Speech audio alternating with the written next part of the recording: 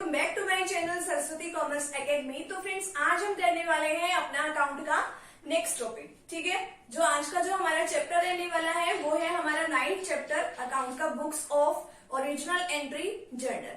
हम बेसिकली इसमें काफी सारे जो इसमें पॉइंट्स हैं डिस्कस कर चुके हैं इस चैप्टर के। ठीक है, जैसे कि हमने इसका इंट्रोडक्शन कर लिया है, इसकी डेफिनेशन वगैरह जर्नल की हमने सीख ली है, इसके एडवांटेजेस, डिसएडवांटेजेस, इसके फीचर्स क्या है, फंक्शंस वगैरह, हम बहुत सारा काम इसमें कर चुके हैं। प्रैक्टिकल क्वेश्चन भी हमने फर्स्ट जो है इसमें डिस्कस कर लिया था। और आज का जो हमारा टॉपिक रहने वाला है उस पर आज हम डिस्कस करेंगे, वो है हमारा डिस्काउंट का टॉपिक कि डिस्काउंट क्या होती है, हम इसको किसको देते हैं और कितने टाइप की डिस्काउंट होती है, विद एग्जांपल हम इसको करने वाले हैं। ठीक है, और साथ में हम इसके करेंगे कि एडवांटेजेस क्या होते हैं कि डिस्काउंट के। ठीक है, तो फ्रेंड्स, अगर आप चैनल पर न्यू है तो चैनल को आप प्लीज सब्सक्राइब कर दीजिए। तो चलिए अब डिस्कस करते हैं क्या होता है डिस्काउंट। डिस्काउंट जो होता है हमारे पास 2 टाइप्स की होती है, ट्रेड डिस्काउंट और एक होती है हमारे पास कैश डिस्काउंट। ठीक है, अब पहले बात आती है ट्रेड डिस्काउंट की कि ट्रेड डिस्काउंट क्या होती है। देखो कि अगर कोई भी जो पर्सन है, ठीक है, मान लो एक रिटेलर है, अगर वो होलसेलर से, एक अपने पास होलसेलर होता है, एक अपने पास रिटेलर होता है। ठीक है, होलसेलर कौन होता है, जो बहुत बड़ी, मतलब जिसको हम कह सकते हैं हिंदी में थोक की दुकान होती है, जो जिसके पास बहुत सारा माल जो है बन के आता है, सीधा प्रोडक्शन जहां से होता है, फिर बाद में उसी के पास जो है वो माल आ जाता है, यानी कि गुड्स आ जाती है। फिर वहां से कौन लेके जाते हैं, रिटेलर लेके जाते हैं। ठीक है, अगर रिटेलर जो है काफी ज्यादा क्वांटिटी में अगर वो सामान खरीदता है तो उसको एक फिक्स रेट से क्या दी जाती है, ट्रेड डिस्काउंट दी जाती है। ठीक है, और देता कौन है, हमारा होलसेलर जो है वो डिस्काउंट देता है। और ये सभी के लिए क्या होती है, एक फिक्स परसेंटेज होती है कि आपको इतनी परसेंटेज पे, मतलब इतनी डिस्काउंट जो है वो मिलेगी ही मिलेगी। और जो ये ट्रेड डिस्काउंट होती है ना, इसको हम बुक्स में अलग से मेंशन नहीं करते, इसको हम सीधे ही डिडक्ट कर देते हैं पहले। ठीक है, अभी हम इसमें एक एग्जांपल भी सीखेंगे कि किस तरीके से ट्रेड डिस्काउंट होती है। बस इसमें एक खास बात है कि जो हमारा रिटेलर है उसको ज्यादा क्वांटिटी में माल जो है, यानी कि बल्क में माल जो है परचेज करना पड़ेगा। ठीक है, अब देखो इसमें एक एग्जाम्पल दे रखा है, if a trader sells goods of the list price. उसका लिस्ट प्राइस क्या है, लिस्ट प्राइस जो उसके ऊपर लिखा होता है। ठीक है, लिस्ट प्राइस मान लो उसके पास है 1 लाख का। ठीक है, एट 20% ट्रेड डिस्काउंट। अब ट्रेड डिस्काउंट कितने परसेंट की है, 20%। ठीक है, एक ट्रेडर है वो सामान बेच रहा है 1 लाख रुपए का, 1 लाख रुपीज का उसके पास सामान है। ठीक है, और वो उसके ऊपर 20% डिस्काउंट दे रहा है। ठीक है, तो 20% ट्रेड डिस्काउंट फॉर कैश। तो एंट्री हमारी क्या होगी, सबसे पहले तो हमें ट्रेड डिस्काउंट डिडक्ट करनी पड़ेगी, क्योंकि हम इसको बुक्स में अलग से मेंशन नहीं करते, अलग से एंट्री में इसको इंक्लूड नहीं करते, सीधे डिडक्ट कर देते हैं। देखो कितने का सामान है हमारे पास, 1 लाख का, 1 लाख के ऊपर 20% की डिस्काउंट है, तो 20 डिवाइड बाई 100। ठीक है, तो हम किस तरीके से इसको कैलकुलेट करेंगे, इसको कट कर देंगे तो हमारे पास डिस्काउंट आ जाएगी 20,000 की। ठीक है, यानी कि अब 1 लाख के ऊपर हमें तो कितनी डिस्काउंट मिल गई, 20,000 की डिस्काउंट मिल गई। तो अब हमें ये सामान कितने का मिल रहा है, 80,000 का। तो 80,000 रुपीज से हम एंट्री करेंगे। डबल एंट्री सिस्टम में हमें बताया गया है, हमारे अकाउंट्स के 2 एस्पेक्ट्स होते हैं, एक debit side as well as credit side. ठीक है, अब देखो हमारे बिजनेस में अब एक ट्रेडर जो है सामान बेच रहा है। ठीक है, अब उसमें हमारे बिजनेस में क्या आ रही है, कैश आ रही है। ठीक है, कैश कौन सी अकाउंट होता है, कैश एक रियल नेचर का अकाउंट होता है। ठीक है, जिसमें क्या बताया जाता है, debit words comes in and credit words goes out. और वैसे भी कैश का एक रूल है कि अगर हमारे बिजनेस में कैश आ रही है तो हम उसको डेबिट करेंगे, और अगर हमारे बिजनेस से कैश जा रही है तो हम उसको क्रेडिट करेंगे। तो अब तो हमारे बिजनेस में सेल करने से तो हमारे पास आ रही है ना, तो कैश अकाउंट डेबिट। ठीक है, कितने से करेंगे, कितनी कैश आ रही है, 20,000 की, तो हमने डिस्काउंट दे दी।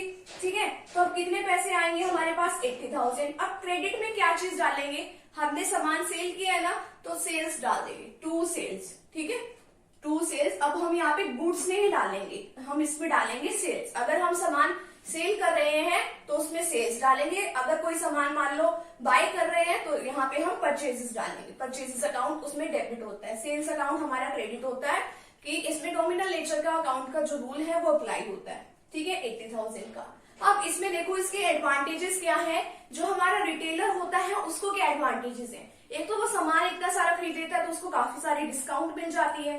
ठीक है। और अगर वो अपने कस्टमर को कैटलॉग प्राइस पे भी सामान बेच रहा है, यानी कि जो हमारा लिस्ट प्राइस होता है जितना उसके ऊपर लिखा होता है, ठीक है, अगर वो उतने पे भी सामान सेल कर देता है तो उसको मैक्सिमम प्रॉफिट होते हैं। तो ये तो है हमारे रिटेलर को क्या क्या प्रॉफिट हो रहे हैं। इसी तरीके से हमारे मैन्युफैक्चरर को क्या प्रॉफिट हो रहे हैं, भाई उसका काफी सारा जो सामान है वो इकट्ठा बल्क में बिक जाता है, भाई हमें उसको रिटेलर को डिस्काउंट ही देनी है, वो डिस्काउंट देके काफी सारा माल हमें बिक गया हमारे बिजनेस से, ठीक है। और हम टाइम टू टाइम ये जो डिस्काउंट रेट है वो चेंज भी कर सकते हैं अपने अकॉर्डिंग, ये भी इसमें फायदा बताया हुआ है।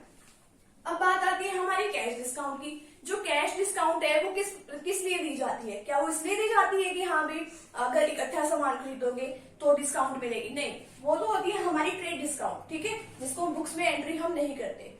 जो हमारी कैश डिस्काउंट होती है ये स्पेसिफिक इस वजह से दी जाती है क्योंकि इसमें क्या होता है कि जो हमारा रिटेलर वगैरह होता है हम उसको क्या कहते हैं कि अगर तुम इतने दिनों के अंदर अंदर हमारी पेमेंट कर जाओगे, मान लो 7 डेज के अंदर अंदर अगर तुम हमारी पेमेंट कर जाओगे तो आपको इतने % से डिस्काउंट मिलेगी, ठीक है, इतने % से आपको डिस्काउंट मिलेगी। और इसको क्या किया जाता है, बुक्स में इसको रिकॉर्ड किया जाता है, ठीक है, कैश डिस्काउंट जो भी हम देते हैं उसको रिकॉर्ड किया जाता है। अगर हम अपने कस्टमर को प्रोवाइड कर रहे हैं, ठीक है, डिस्काउंट, तो वो क्या होता है, हमारे लिए खर्चा होता है, तो खर्चा होता है तो हम डिस्काउंट अलाउड को डेबिट करते हैं। अगर मान लो हम कहीं से सामान खरीद रहे हैं और हमें वो डिस्काउंट मिल रही है, या हम कहीं और पेमेंट कर रहे हैं हमें वो डिस्काउंट मिल रही है, तो वो होता है डिस्काउंट रिसीव और वो होती है हमारी इनकम, ठीक है। और इसमें फायदे क्या क्या होते हैं, जो बायर होता है उसको क्या फायदा होता है, भाई हाँ भाई चलो ठीक है, अगर हम इतने दिनों के अंदर पेमेंट कर देंगे तो हमें डिस्काउंट मिल जाएगी ज्यादा, ठीक है, तो हमें वो फायदा है एक तो उसका। और हमारा जो सेलर है उसको क्या फायदे हैं, उसको ये फायदे हैं कि एक तो हमारे बिजनेस में बैड डेट्स नहीं होते। बैड डेट्स क्या होते हैं कि वो हम आगे वैसे डिस्कस करेंगे इसको, बैड डेट्स को। बैड डेट्स बेसिकली वो होते हैं कि जो हमारी पेमेंट नहीं करके जाते, सामान खरीद लेते हैं क्रेडिट पे बट किसी न किसी रीजन से वो हमारी पेमेंट नहीं करके जाते, तो बैड डेट्स को कम किया जा सकता है, ठीक है। और हमारे बिजनेस में कैश जो है आती रहती है और हम उसका कहीं ना कहीं और यूटिलाइजेशन कर सकते हैं। अब देखो इसमें एक एग्जाम्पल दिया हुआ है, इसमें एग्जाम्पल क्या है, if a trader sells goods of the list price of ₹20,000। अब देखो इसमें लिस्ट प्राइस है, लिस्ट प्राइस कितना है 20,000 है और हमें 10% ट्रेड डिस्काउंट दे रखी है इसकी। 10% कितनी है हमारी ट्रेड डिस्काउंट। अब ट्रेड डिस्काउंट हम निकाल तो लेंगे, सबसे पहले आप ट्रेड डिस्काउंट ही निकाल लो, ठीक है।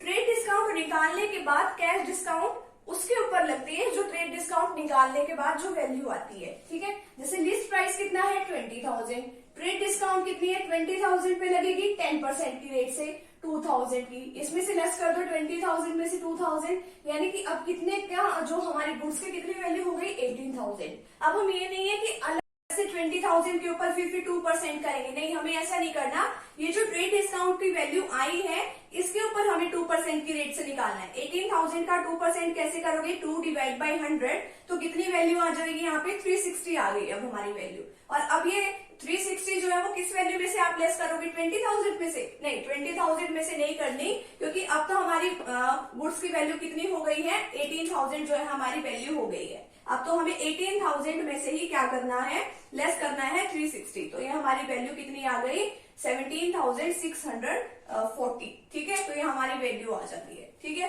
तो आज के टॉपिक में हमने क्या सीखा कि डिस्काउंट क्या होती है। डिस्काउंट जो हमारी 2 टाइप्स की होती है, ट्रेड डिस्काउंट और एक होती है हमारी कैश डिस्काउंट। इसके एडवांटेजेस क्या क्या है हमने वो सारे कवर कर लिए हैं, इसमें एक एग्जाम्पल भी हमने सीख लिया है और नेक्स्ट वीडियो सेशन में हम करने वाले हैं कि इसमें क्या क्या डिफरेंसेस होते हैं ट्रेड डिस्काउंट पे एंड कैश डिस्काउंट पे। तो मिलते हैं नेक्स्ट टॉपिक के साथ एंड नेक्स्ट वीडियो के साथ। Thank you very much.